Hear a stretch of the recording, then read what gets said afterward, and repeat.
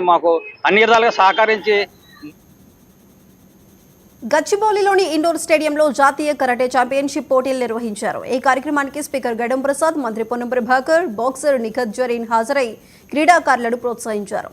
Prasad, పొన్నంలు karate డ్రెస్సులు ధరించి కాసేపు సరదాగా పోటీ పడ్డారు. ఈ పోటీల్లో విజేతలకు రేపు సీఎం రేవంత్ బహుమతులు ప్రదానం చేయనున్నారు.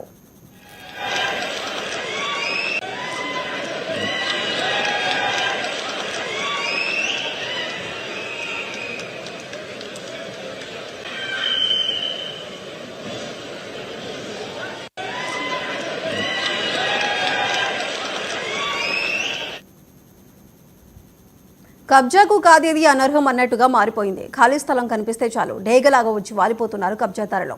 ప్రభుత్వ స్థలమని తెలిసినా వదిలిపెట్టడం లేదు. అధికారులు మామూళ్ల మతులో జోగుతూ ఉండటంతో ఇష్టం వచ్చినట్టు వ్యవహరిస్తున్నారు.